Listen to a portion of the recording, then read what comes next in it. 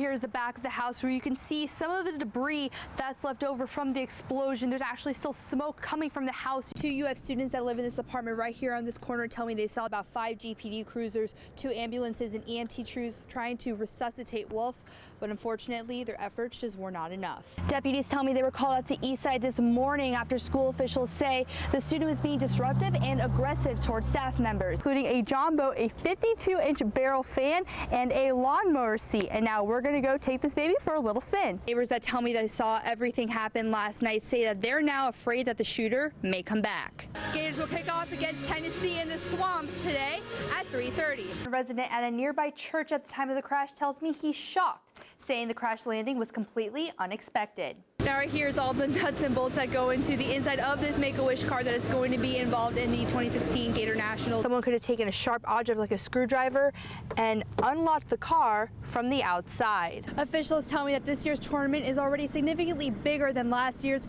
with numbers expected to grow across the board.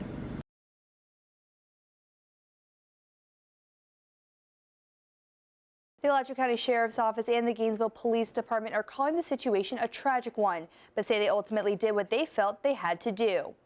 The choice for an officer or a deputy to utilize lethal force is not an easy choice, folks.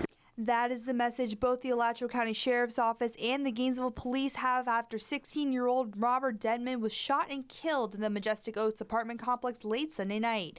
Officials say they responded after Denman called 911, saying he had an M16 rifle and that he was going to shoot himself.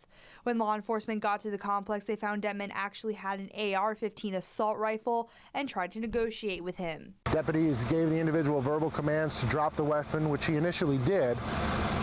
And as we had tried to establish rapport with the individual to try to get him to move away from the weapon, he picked it up, rearmed himself, and started walking towards an occupied apartment complex. Residents in the complex say they heard police repeatedly telling Denman to drop his weapon or else they'd be forced to shoot. One resident actually took this cell phone video of the standoff where deputies are giving Denman an ultimatum. One more step, we're going to shoot you. Drop it now. One more step, I'll shoot you. Shut up. You cannot go to a building where you're going to hurt somebody. If he didn't, if he would have cooperated, he wouldn't have got shot. As the investigation continues, law enforcement are strongly emphasizing the fact that deputies use lethal force as a last-ditch effort to defuse the situation. It's something that is going to resonate with these officers and deputies for the rest of their careers and ultimately the rest of their lives. Anytime force is used, it is an extremely tragic situation for the family of the person that was killed and for the officers themselves. Now, the Florida Department of Law Enforcement is investigating the shooting, and both GPD and ASO will be conducting their own internal investigations. Those involved in the shooting will also be placed on temporary administrative leave. Officials say they're still looking to see if Denman had any motives or intentions. Alexandra Rivera, TV 20 News. At the Alachua County Humane Society, a black stretch limo pulls up with a very excited and caring little girl inside. Atalia Smith has just beat cancer, and as a part of her request granted by her wish granters at Make-A-Wish, she used this moment to give back to the community. An avid animal lover, part of Atalia's wish was to donate hundreds of dollars worth of food, blankets, and toys to the animals at the Humane Society. This is a little girl that could have wished for anything, and she wanted to wish that these animals have a warm winter and that they're fed and taken care of, and it was a lot of fun. Organizers with the Humane Society say they've never received a donation of this magnitude, especially from a child. So much hope for the future. We've had a few kids come in and give donations in lieu of birthday gifts from their birthday parties, and that's been great, but never anything on this scale. So to have Atalia and her family here today, and like I said, just a car full of donations for us is really tremendous. We're so grateful and, lucky to be a part of it. Atalia says she knows her furry friends are well off with the gift she helped give to the shelter and is glad she was able to do so. I feel really thankful that they made this come true for me. And I'm sure the dogs will, thank me for wishing this.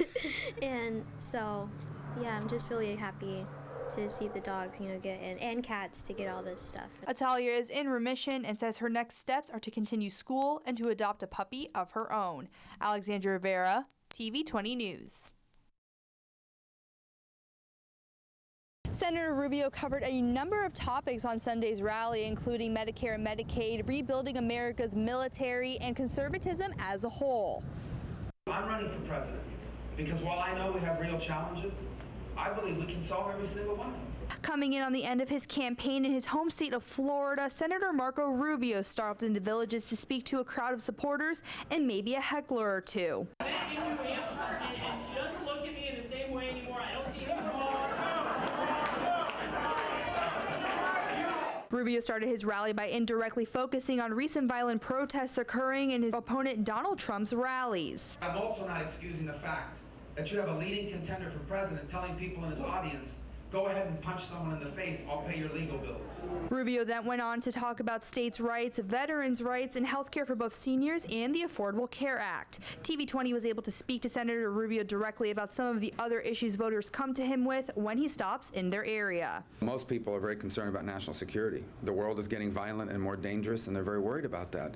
They're worried that our military is being reduced, and that people are worried about the economy's not creating enough jobs. One Rubio supporter from Ohio tells me she likes Rubio as a candidate because she thinks he stands up for what he believes in regarding hot-button issues. On immigration, and on Obamacare, the economy, those are the big ones. But it wasn't met without some backlash. Protesters gathered outside of the rally to voice their opposition. Rubio, he sits there for an hour and he talks to these people and he lies and he doesn't tell the truth. The focus shifted towards the Florida primary election. Rubio honed in on the importance of taking Florida in the polls.